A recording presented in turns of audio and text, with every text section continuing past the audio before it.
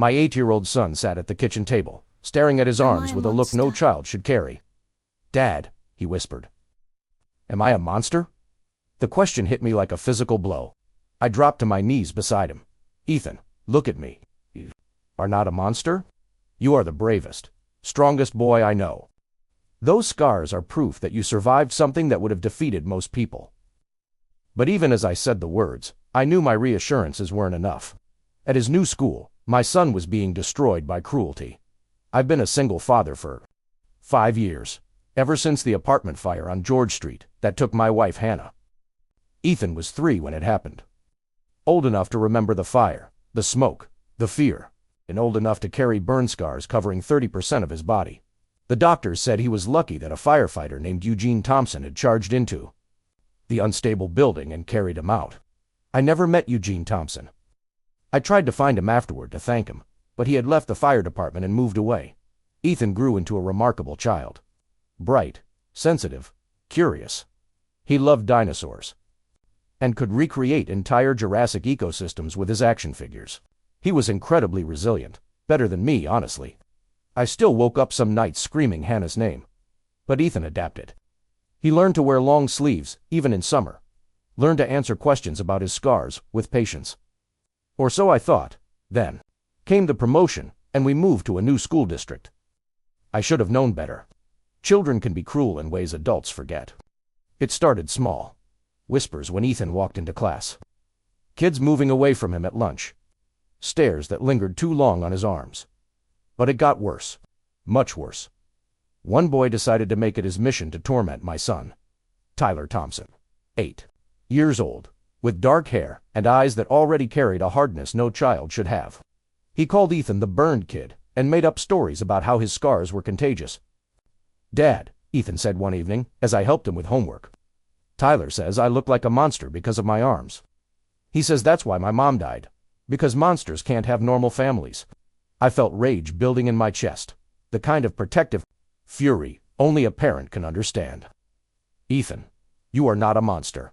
You are brave and kind and smart. Those scars are proof that you're a survivor."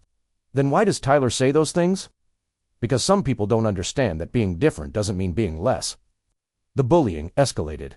Tyler convinced other kids to avoid Ethan. He came home one day with his favorite dinosaur t-shirt torn. Tyler grabbed it during recess. He said monsters don't deserve nice things. That night, after Ethan was asleep, I made my decision. The school wasn't protecting my son, so I would handle this myself. I found Tyler's address and drove over on Saturday morning, ready for confrontation. What I wasn't ready for was the truth. The house had an air of neglect. I knocked on the door. A man in his early 40s opened it, tall with graying hair and tired eyes.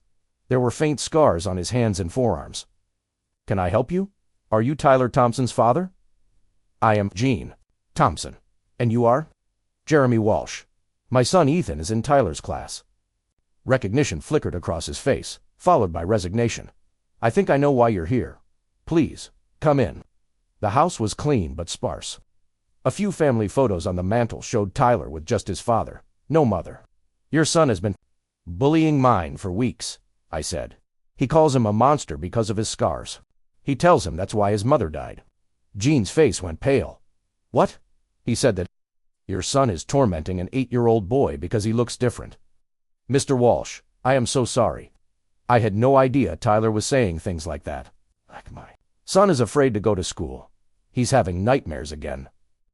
"Scars?" Gene asked suddenly, his voice strange. "What kind of scars?" "Burned scars on his arms and chest. He was in a fire when he was 3. Gene went very still. "Would you mind if I saw them?" "Why? Please. I need to see them." I pulled out my phone and showed him a photo of Ethan at the beach, his scars clearly visible. Gene stared at the photo, his hands shaking. "Oh my God," he whispered. "I know those scars." "What do you mean?" Gene looked up, his eyes filled with pain. "Mr. Walsh, what was your wife's name?" "Hannah. And the fire?"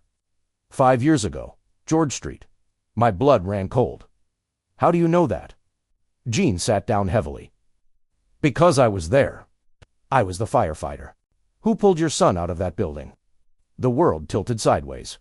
"That's impossible." The firefighter's name was Thompson. Eugene Thompson is my full name. I felt sick. You're him. Yes. And who couldn't save your wife? The silence was deafening.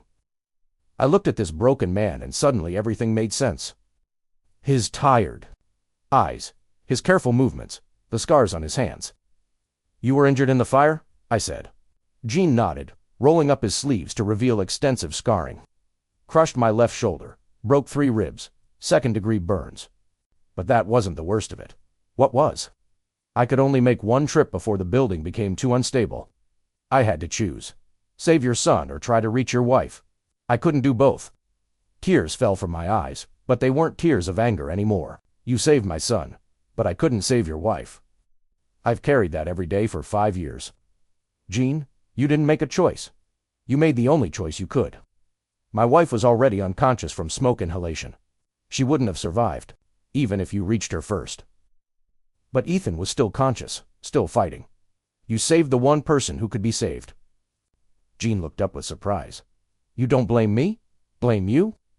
Gene, I've spent 5 years grateful to Eugene Thompson, who risked his life to save my son. I never imagined I'd get to thank him in person. Is that why you left the fire department? Gene nodded. The physical injuries healed, mostly. But the emotional ones. I started drinking, having panic attacks. I couldn't do the job anymore. He paused. Tyler's mother left 2 years ago. Said she couldn't handle being married to a broken man. Tyler blames me for her leaving.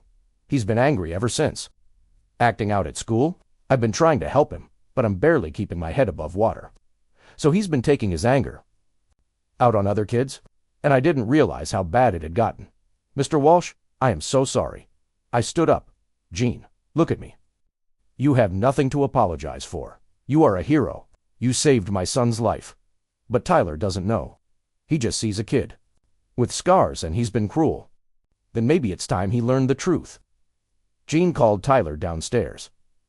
A sullen boy trudged into the living room, his father's dark hair and tired eyes, but anger in his expression. Tyler, this is Mr. Walsh. He's Ethan's father. Tyler became defensive. I didn't do anything. Son, sit down. For the next hour, Gene told Tyler the story of the fire, about carrying a 3-year-old boy out of a burning building. The little boy I saved was Ethan, the boy you've been calling a monster. Tyler's face went white. Ethan, but his scars are proof that he survived something that should have killed him? Proof that he's braver than most adults I know. Tyler began to cry, deep, remorseful sobs. I'm sorry. I'm so sorry. I didn't know. I know you didn't know, Gene said, pulling his son into a hug. But that's not an excuse. We don't get to be cruel just because we don't understand someone's story. Can I tell him I'm sorry? Tyler asked, spoke up. Tyler, I think Ethan would like that. But more than an apology, I think he'd like a friend. Tyler nodded eagerly. I want to be his friend. I want to make up for what I did. Monday morning, I walked Ethan to school. He was nervous. Dad, what if Tyler is mean again? I don't think he will be. But if he is, you come find me. We were barely through the door when Tyler appeared, his father behind him. Tyler walked up to Ethan. Ethan, I'm Tyler. I'm sorry. I was really mean to you. I called you names. But I didn't know you're a hero. A hero? Ethan asked, confused. My dad told me about the fire, about how he saved you. He said your scars aren't ugly. They're proof you're the bravest person he ever met. Ethan's eyes widened as he looked at Gene. You're the firefighter, the one who carried me out. Gene knelt down, his eyes bright with tears. I am, and I've thought about you every single day for 5 years. I remember someone holding me, Ethan said quietly. Someone telling me I was going to be okay. Was that you? That was me. And you were so much more than okay. You grew up to be an amazing, brave boy. Tyler stepped forward. Ethan, I was mean because I was angry about other stuff. That was wrong. Can you forgive me? Ethan looked at Tyler, then at me. My dad says forgiveness is a gift we give ourselves. That's right, buddy. Okay? I forgive you, but promise not to be mean to other kids who look different. I promise. Can we be friends? I could show you my Lego collection. For the first time in weeks, Ethan's face lit up. You have Legos? What kind? All kinds. I have the Millennium Falcon and dinosaur sets. As the boys chattered, Gene and I stepped aside. Thank you, he said quietly, for letting Tyler apologize. For forgiving me. Gene, there's nothing to forgive. But I have something to ask. Ethan's been asking more questions about the fire, about his mother. I think it might help him to hear the story from you. I'd be honored. How about dinner this weekend? You and Tyler could come over. I'd like that very much. Saturday evening, Gene and Tyler came for dinner. It was the first time in months I'd heard Ethan laugh so freely. After dinner, while the boys played, Gene told Ethan the story of the fire, keeping it age-appropriate. Were you scared? Ethan asked. I was. But being scared doesn't mean you're not brave. Being brave means doing the right thing, even when you're scared. Is that why you saved me? I saved you because that's what firefighters do. We protect people. And you, Ethan, were worth protecting. Ethan rolled up his sleeves. Do they look different now? Gene examined the scars carefully. They've healed beautifully. But you know what I see? I see proof that you're a fighter. I see the marks of a warrior. A warrior? That's right. These scars are your battle wounds, and they tell the story. Of a battle you won? Everything changed after that. Tyler became Ethan's closest friend and fiercest protector. When other kids stared or asked rude questions, Tyler would explain that Ethan was a fire survivor, a real hero. Gene and I developed an unlikely friendship. He started attending AA meetings and working with a therapist. I helped him get back on his feet. And he helped me understand that it was okay to let people into our lives. 6 months later, Gene had been sober for 4 months and was working as a fire safety instructor. Tyler had transformed from an angry child into a confident, empathetic boy who stood up for others. You know what's funny? Gene said one evening as we watched the boys play. I spent 5 years thinking I failed that day. And now I realize that saving Ethan wasn't just about that one day. It was about giving him the chance to become who he is. Look at Tyler. A few months ago, he was angry and hurting.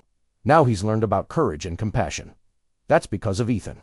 I watched as Ethan patiently helped Tyler build a Lego structure. You're right, Ethan's scars used to be a source of shame. Now they're a source of strength. A year later, Gene was back to full-time work. Tyler and Ethan were inseparable best friends. The scars that had once made my son a target had become the bridge that connected our families. Gene had saved Ethan's life in that fire. But in many ways, Ethan had saved Gene's life too, by giving him a chance to see that his actions mattered, that he was still the hero he'd always been. Sometimes I think about how different our lives would have been if I hadn't confronted Tyler's father that day. If I had let anger drive my decisions, instead of love. But I'm grateful every day that I made the choice to fight for my son. Okay? Because in fighting for him, I found something I didn't know we were missing. A family that understood our story. Friends who saw Ethan's scars as marks of courage. Ethan's scars will always be part of his story. But now, instead of being a source of shame, they're a reminder of his strength, his survival, and the incredible connections that can grow from the most unexpected places. They're proof that sometimes our greatest wounds can become our greatest gifts.